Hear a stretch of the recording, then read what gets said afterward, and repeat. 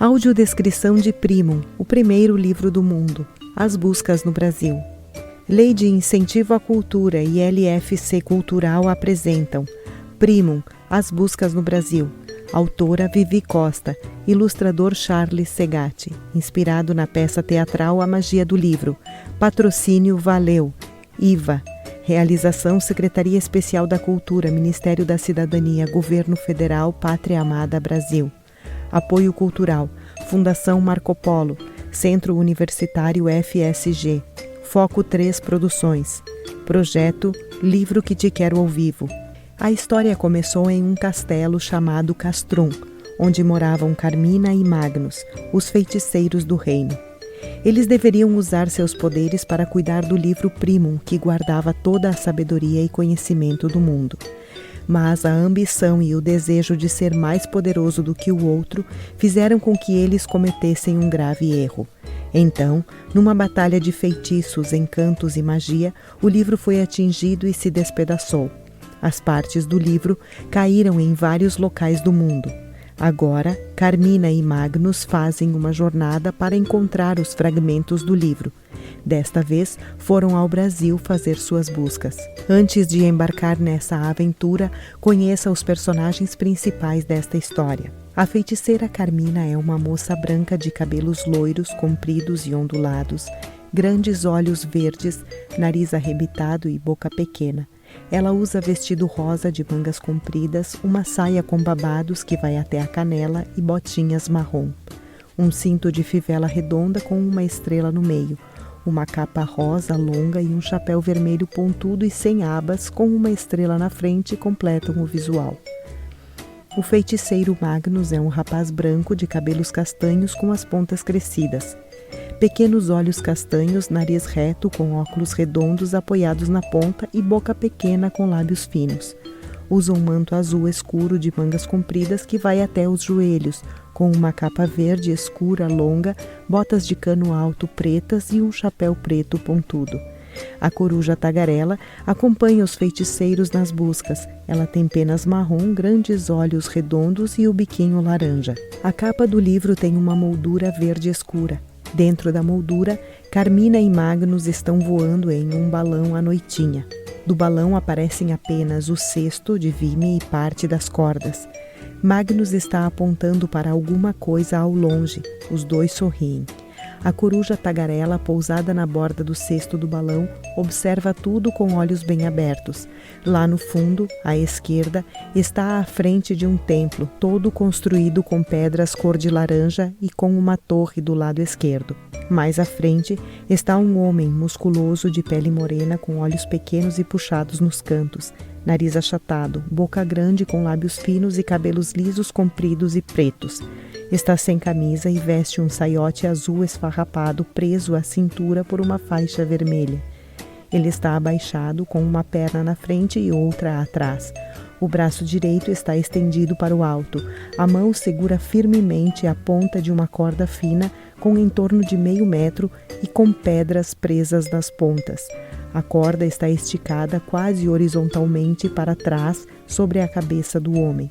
Com o rosto franzido, ele olha fixamente para um ponto à frente. O título Primum está escrito em letras verdes grandes sobre o céu. Acima, em uma faixa de papel amarelado com as pontas retorcidas e escrita em letras maiúsculas pretas, o primeiro livro do mundo. Entre a frase e a palavra Primum, centralizado, está um livro aberto com palavras escritas em verde.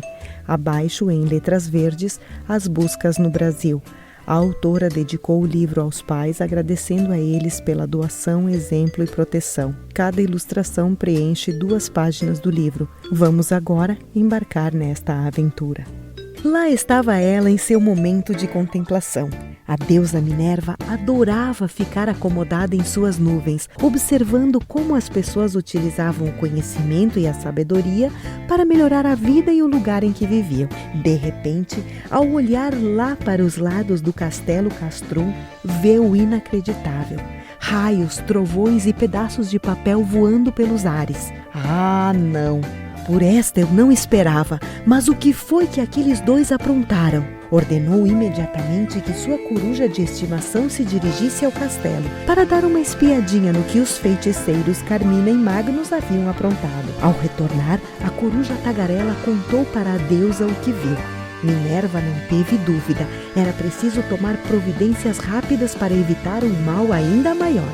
A deusa Minerva está na parte superior à direita, sentada em um trono acima e à direita. Ela é branca e tem cabelos longos e ondulados, pequenos olhos azuis, nariz arrebitado e a boca pequena. Ela usa um vestido azul escuro, sem mangas. Na cabeça usa um capacete de prata com detalhes em ouro e duas asas brancas na parte de trás. O trono tem um encosto redondo e transparente e os braços são colunas de pedra branca. Está cercado de nuvens cinza mais próximas do chão e outras amarelas e brancas iluminadas pelo sol. A coruja tagarela está pousada em um dos braços do trono. Lá embaixo, à esquerda, bem pequeno e em um campo verde, está o castelo Castrum, feito de pedras brancas com 4 torres altas ao redor e uma menor no telhado. Das janelas do castelo saem raios.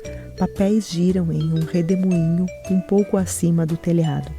Diante da deusa, os feiticeiros tentavam se explicar. Mas, a culpa foi do Magnus, que é ambicioso e queria a posse do livro Primum só para si. Olhe quem está falando, você é muito orgulhosa mesmo. Pensa ser mais inteligente do que todos e se acha no direito de ter o Primum só para si.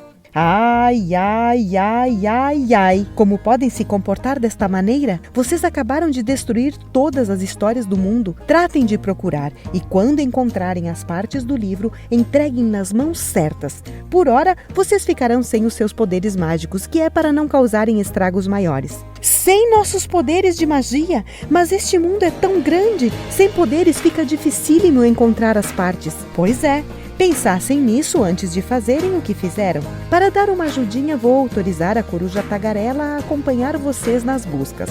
Mas lembrem-se, para conseguir as partes do livro e para ter seus poderes de volta, mostrem vosso conhecimento. Nesse instante, a deusa Minerva teletransporta a coruja tagarela e os feiticeiros para a terra. De perfil, olhando para a direita, Minerva está sentada no trono entre as nuvens, onde também estão Carmina e Magnus, de olhos arregalados, em pé, um ao lado do outro. O braço direito da deusa está levemente erguido e o dedo indicador aponta para os feiticeiros. Tagarela está pousada em um pilar à esquerda de Carmina. A coruja está olhando para Minerva enquanto aponta a asa direita para os feiticeiros. Num piscar de olhos, Carmina se viu numa caverna onde as rochas estavam cheias de desenhos e rabiscos. Aí lembrou que há muito tempo atrás não existia nem lápis, nem caderno, nem letras, só pedras. Era assim que as pessoas registravam suas histórias. Considerou a possibilidade de encontrar uma parte do livro por ali, mas olha de um lado, olha de outro e nada, nem um retalhinho de papel foi avistado. Então, caminhou em direção à claridade que vinha da abertura. Carmina está em pé dentro de uma caverna. Ela olha para a parede da esquerda, onde há desenhos em vermelho de animais e pessoas com arco e flecha nas mãos. A feiticeira está com a boca um pouco aberta e os braços dobrados em frente ao peito. A entrada da caverna está iluminada por uma luz branca. Ao sair da caverna, era vento para todo lado. Uma ventania que só vendo. No meio de uma nuvem de poeira, um dançarino com roupas coloridas e cheias de fitas vinha dançando ao som de música bem alegre. Ele fazia sinais para que Carmina acompanhasse os festejos do Bumba Meu Boi. A feiticeira ficou encantada com aquela alegria toda. Ia seguindo o folguedo até que Coruja Tagarela, toda enfeitada, surgiu dizendo: Opa, já está esquecendo o porquê está aqui, Carmina? Nada de encantos e encantamentos. Olhe bem para aquele dançarino. Então Carmina vê os olhos sinistros de Malik, o mago dos ventos, ali, disfarçado, aproveitando-se da folia, da festança, da comemoração da vida e da morte do boi para lhe iludir e conseguir o que quer, encontrar as partes do livro Primum antes dela. A coruja tagarela indicou outra direção que Carmina seguiu sem olhar para trás. Ufa, essa foi por pouco, pensou Carmina com seus botões. Carmina está em pé do lado esquerdo da ilustração bem na frente. Tagarela está pousada no ombro direito de Carmina e usa um chapéu de cangaceiro. A feiticeira passa a mão esquerda sobre a testa e com a direita aponta para Malik. Ele está fantasiado de boi bumbá. A fantasia esconde quase todo o corpo do mago, por isso só dá para ver o rosto, numa abertura logo abaixo da cabeça do boi e as pernas, que funcionam como as patas do animal. Malik é branco, tem olhos castanhos, nariz fino e curvado e os lábios também finos e curvados para baixo. Tem um cavanhaque ruivo, mesma cor do seu cabelo e sobrancelhas. A fantasia de boi bumbá que ele carrega nas costas é colorida, toda enfeitada com estrelas amarelas, bordados de listras azuis e pretas e arabescos. Um babado vermelho com fitinhas amarelas está costurado ao redor do corpo do boi, para esconder parte das pernas de Malik. A cabeça do boi está enfeitada com bordados e linhas coloridas e com uma argola amarela presa no nariz, e os chifres, listrados de amarelo e branco, têm fitinhas coloridas presas nas pontas. Bandeirinhas de festa junina vermelhas, amarelas e azuis, presas a fios, enfeitam o terreiro. Atrás de Carmina estão algumas pedras empilhadas e uma árvore seca com os galhos retorcidos. Mais ao fundo está uma pedra enorme com um buraco redondo no meio. O céu está claro e o dia ensolarado. Diferente de Carmina, o feiticeiro deu por si dentro de um barco, diante de um mar imenso. Ao seu redor, pessoas riam e conversavam muito alto. Algumas estavam vestidas como palhaços, outras pareciam piratas, outras tantas com o rosto pintado e Magnus ali, vestido de feiticeiro. Já em terra firme, observou que mais pessoas vestiam trajes estranhos, de forma que ele nem chamava atenção com sua roupa colorida. Ficou encantado com as montanhas, o verde e o azul que se encontravam ao longe.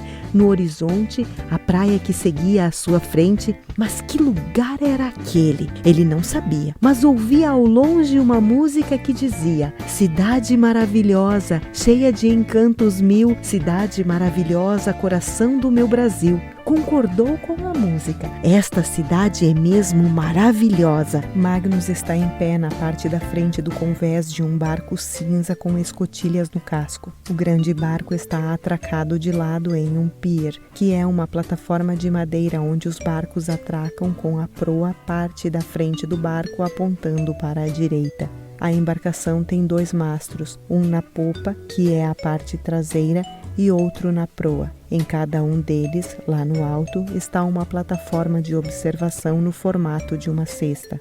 Uma vela retangular está hasteada no mastro da frente. Entre os mastros e do mastro da proa até o casco, há bandeirolas coloridas penduradas. No meio do barco está uma cabine de onde sai uma chaminé. Sobre a cabine, do lado direito da chaminé, está o leme do barco. Uma grande roda parecida com a de uma carroça está fixada no meio do casco do barco. No pier, um palhaço, um arlequim, um pirata, uma dançarina pulam, dançam e cantam ao som da música. À direita e ao fundo estão morros cobertos de vegetação. O céu está limpo e a água do mar verde claro calma. Caminhando em direção à praia, o feiticeiro tropeçou na areia que afundava a seus pés. E a pequena mala, ao cair, abriu-se. Surpreso, Magnus foi juntando os livros que se espalharam. Deu uma olhadinha a 1, 2, 3 livros e nada. Todas as folhas em branco, sem um risquinho sequer. Aquela batalha travada com Carmina causou um estrago imenso. Uma menina usando chapéu de abas tão largas que mais pareciam um abajur e segurando uma boia em sua cintura, com uma fala engraçada, cheia de foi se aproximando e perguntou: Oi, moço, posso ler um de seus livros? Eu adoro livros. Magnus, ainda espantado, alcançou um livro à menina, que assim que abriu a primeira página e nada encontrou, arregalou os olhos e foi dizendo: Moço, a história sumiu! A história sumiu! Magnus está em pé sobre a areia branquinha de uma praia. Ele segura o chapéu com a mão esquerda e no braço direito carrega uma pequena pilha de livros. Está com o olhar cabisbaixo cabisbaixo e os lábios arqueados para baixo. Triste, olha para a direita, na direção da menina de chapéu de abas largas. Ela é branca, tem olhos grandes e nariz e boca pequenos. O cabelo está preso em um coque. Está de biquíni amarelo com bolinhas vermelhas e olha na direção do livro aberto em suas mãos. À direita da menina, na areia, está uma mala cheia de livros e no canto direito está um coqueiro bem alto. À esquerda de Magnus, uma mulher de maiô vermelha está deitada sobre uma toalha se bronzeando. A cabeça dela está escondida atrás de um guarda-sol de listras amarelas e laranja. Ao lado da toalha estão 2 cocos verdes com canudinhos. Ao fundo, na beira do mar, pessoas brincam e jogam bola. Ela falou tão alto que juntou tanta gente de forma que a mala ficou vazia, pois todos queriam ver para crer. Magnus resolveu sair dali bem de mansinho. Já na rua, o feiticeiro foi envolvido por uma multidão que dançava ao som de músicas animadas. Estava no meio de um bloco de carnaval. Cantou, dançou, brincou com as pessoas vestidas de alegria, rua acima e rua abaixo. De repente, uma escadinha surgiu na sua frente. Avistou um balão lá em cima, onde Carmina e Coruja Tagarela faziam sinais para que subisse. O balão foi subindo, subindo. As pessoas lá embaixo pareciam como formiguinhas. Só uns pontinhos podiam ser vistos e já não se ouvia a música alegre. Mas o mar continuava imenso. Carmina, Magnus e Coruja Tagarela sobrevoam com o balão o imenso mar azul. Os gomos do balão são feitos de saco bege redondos, costurados e ligados uns aos outros por fitas marrons. À direita do balão, lá embaixo, a praia cercada de morros cobertos de verde. Ao anoitecer, Carmina e Magnus dormiram, enquanto Coruja Tagarela dirigia o balão, guiando-se pelas estrelas. Lá pelas tampas, Carmina acordou assustada, dizendo: Não, isso não é possível! Mas o que houve, Carmina? Contando sobre seu pesadelo, todos lembraram do triste acontecimento lá no Castelo Castrum. Não! O que você fez, Carmina? Eu não, Magnus. Foi o seu feitiço horrível que fez isso. Não fale de meus feitiços. Foram os seus. E agora? Estamos perdidos, disse Magnus. A outra feiticeira rapidamente corrigira. Você está perdido, Magnus. Eu sei me virar. Os 2 feiticeiros ainda tiveram de ouvir a Coruja Tagarela. Pois é, muita ambição, muito orgulho e pouca sabedoria. Agora tratem de juntar forças para cumprir a missão de resgatar todas as partes do livro Primum. Carmina e Magnus estão em pé dentro do cesto do balão e prontos para uma batalha de feitiços. Eles se encaram enquanto apontam suas varinhas mágicas com a ponta brilhante, um na direção do outro. Pousada na borda do cesto, bem à direita, a Coruja Tagarela observa os 2, tensa, com os olhos apertados e o bico meio aberto. Já surgiam os primeiros raios de sol, quando lá embaixo viram as ruínas de um templo religioso. A torre com um campanário era bem grande, mas nada de telhado. Por causa da claridade, a coruja já via muito pouco. Então, os feiticeiros relatavam detalhes da construção. Coruja Tagarela teve certeza que estavam em terras guaranis. Magnus mexeu em seu chapéu e tirou de lá uma bússola dizendo: Voamos para o sul. Isto, Magnus. Pousamos nas terras onde Sepete e Araju e muitos índios lutaram pelo direito de viver. Aproveitem o dia. Procurem por alguma parte do livro. Lá ficou Coruja Tagarela, abrigada numa pequena fenda da ruína, de forma a proteger-se da claridade. Ainda lembrou-se de alertar os feiticeiros. Ei, vocês 2, muito cuidado para não se iludirem com as trapaças de Malik. Vocês sabem do que ele é capaz. Carmina e Magnus estão voando no balão. O céu está limpo e o sol começa a aparecer no horizonte. Magnus aponta para as ruínas do templo religioso. Lá embaixo, à direita do balão, os 2 sorriem. A Coruja Tagarela, pousada na borda do cesto do balão, observa tudo com olhos atentos. Se Malik pusesse as mãos na parte do livro antes deles, todo o conhecimento do mundo estaria em grande risco. Iniciaram suas buscas. Olharam por todos os cantos da ruína e nada. Vasculharam mais e mais, horas a fio, mas nenhum sinal de papel por ali. Avistaram avistaram a porta principal e seguiram adiante, imaginando que logo estariam de volta. Porém, a escuridão da noite tomou conta daquele lugar. Era difícil enxergarem um ao outro. Só algumas poucas estrelas podiam ser vistas, quando ouviram um resmungo. Psss, você ouviu isso, Magnus? Magnus quase não respirava para tentar ouvir alguma coisa, certo? Também que estava apavorado com a possibilidade de encontrar Malik. Ouviu agora? Perguntou novamente Carmina. Agora sim, acho que é por ali. Magnus e Carmina estão abaixo e à direita, em pé e em frente a uma parede nos fundos da ruína. Magnus está um pouco atrás de Carmina, com a mão direita no ombro dela. A coruja tagarela está empoleirada em cima da cabeça deles, em uma fenda na parede. À esquerda dos feiticeiros estão mais paredes em ruínas. O balão, murcho, está pousado dentro das ruínas, entre as paredes, sobre a grama onde antes havia o piso do templo. À esquerda do balão está uma grande cruz de pedra sobre um pedestal. Esta cruz, conhecida como missioneira, tem 4 braços ao invés de 2. O céu de final de tarde está pintado de azul, amarelo e laranja. Ao lado de uma fonte de água encontraram um menino todo encolhido e com as mãos no rosto de puro medo. Acalme-se, pequeno curumim. Queremos te ajudar. Diga lá, o que andas fazendo aqui numa hora dessas? Com a voz trêmula, o menino falou. Vim buscar água, mas um pé de vento levantou poeira e cegou meus olhos. Agora não posso ver nem o Cruzeiro do Sul para voltar à aldeia. Um minutinho, eu tenho muitos conhecimentos sobre constelações. Achei! Sim! Ali está ele! Posso ver até a estrela intrometida. E seguindo o Cruzeiro do Sul, conseguiram levar o pequeno índio até sua aldeia, sempre atentos porque sabiam que Malik havia sido o responsável. Carmina e Magnus estão em pé à esquerda. Eles observam um índiozinho que está em pé bem à direita e esfrega o olho direito com a mão, chorando. Faixas vermelhas estão pintadas sobre os olhos e nos pulsos dele. Entre o índiozinho e os feiticeiros há uma fonte retangular de pedra entalhada com o rosto de 3 índios com cocares e cercados por folhas. A água jorra da fonte através da boca de cada um deles para um pequeno tanque de pedra. Do lado esquerdo da fonte, bem no meio, está uma árvore alta, com tronco grosso, retorcido e com a copa coberta de folhas verdes. Lá no alto, à direita, no céu escuro, brilha a constelação do Cruzeiro do Sul.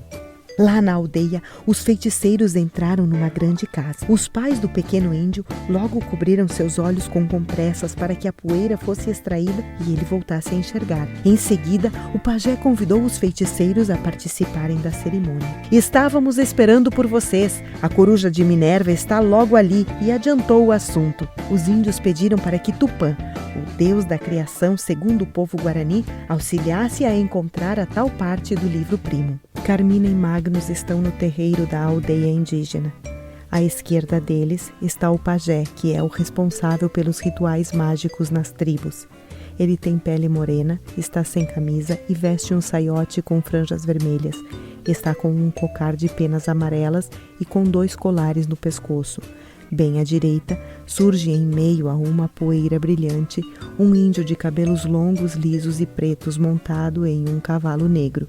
Entre o índio e os feiticeiros, um enorme redemoinho toca o chão.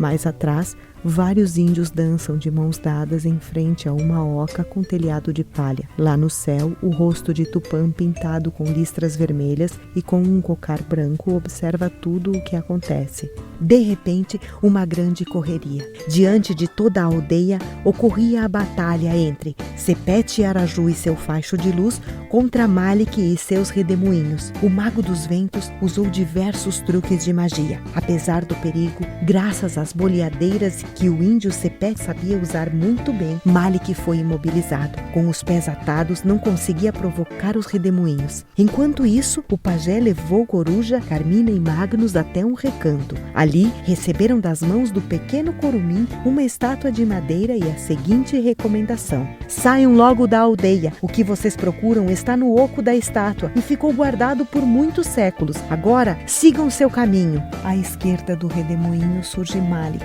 Ele está em pé de braços abertos acima da cabeça e segurando um cajado com um círculo na ponta. Pernas abertas, com a boca aberta, parece gritar.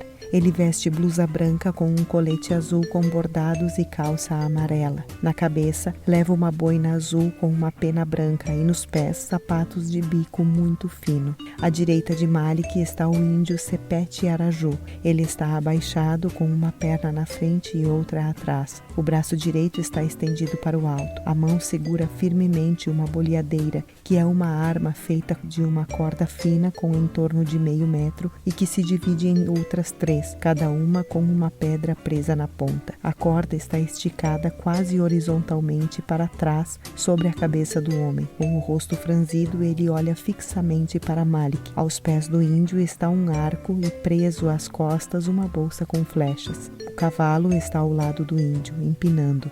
Ao fundo podemos ver as sombras dos feiticeiros e dos índios e no céu da noite à direita brilha o Cruzeiro do Sul. Já no balão, recuperados do susto e da correria, eles analisaram a estátua. Pois sim, disse Magnus, trata-se de um santo do pau oco, onde os tesouros e preciosidades eram guardados pelos antepassados. Isto mesmo, falou Carmina, enquanto retirava do oco a parte do livro Primum. Entusiasmados, seguiram viagem.